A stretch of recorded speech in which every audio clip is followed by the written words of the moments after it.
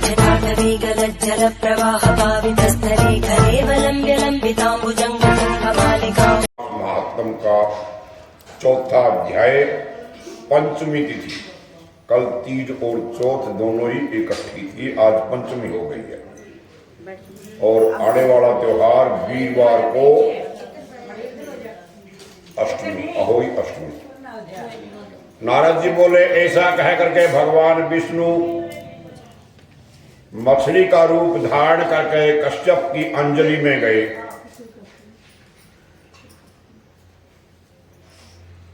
मछली पर दया करके मुनि ने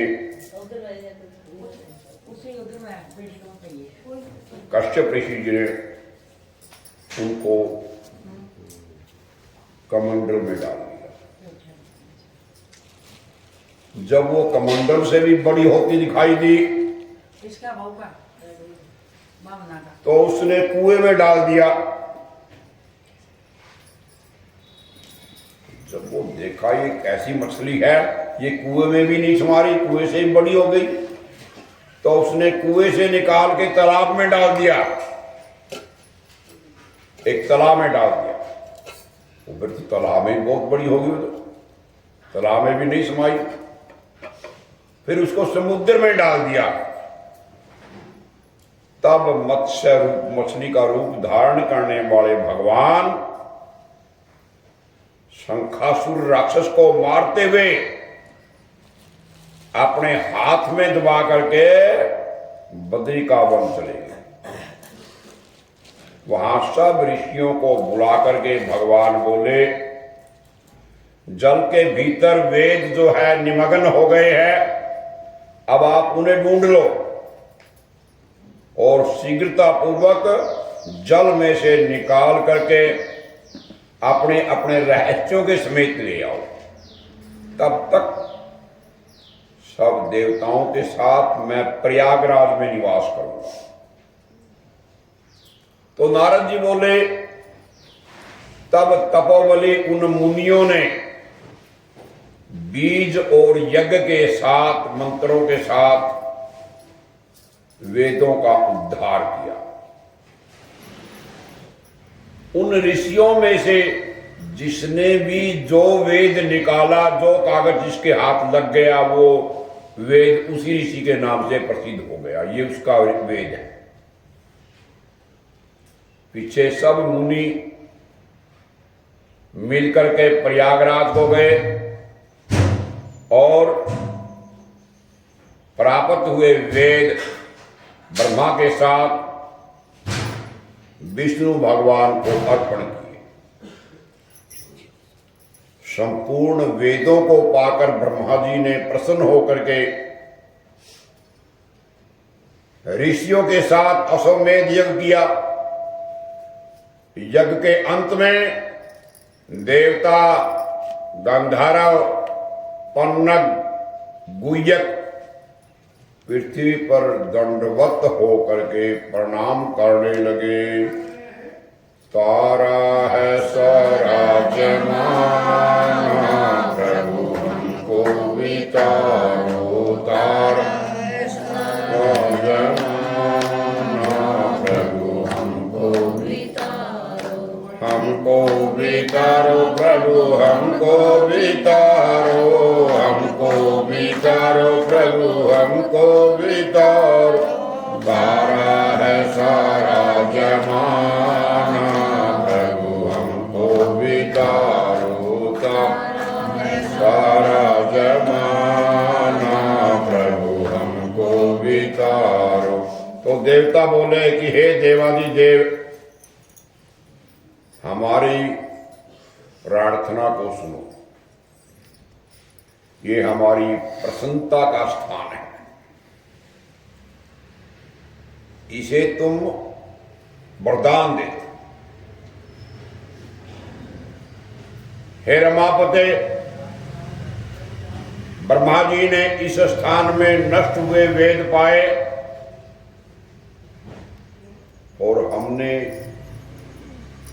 यज्ञ के भाग प्राप्त किए। इसलिए आपके प्रसाद से, आपकी कृपा से ये स्थान पृथ्वी में अत्यंत श्रेष्ठ होगा, पुण्य देने वाला हो। प्रयागराज, ये महीना भी, कार्तिक का महीना भी ब्रह्म हत्या आदि को दूर करके अक्षय फल देने वाला होगा। तो विष्णु भगवान बोले कि देवताओं जो बात तुमने कही है वो मेरी भी इच्छा है, सो ऐसा ही होगा, तथास्तु। ये ब्रह्म क्षेत्र क्षेम नाम से सबको सुलभ होगा। यहां सूर्यवंशी राजा भागीरथ गंगा जी को लाएंगे और इस जगह पर सूर्य की पुत्री यमुना जी का संगम भी यही होगा। ये सूरज की बेटी है यमुना, इसका भी संगम प्रयागराज में होगा। जो पुरुष अपने पितरों को यहां श्राद्ध करेंगे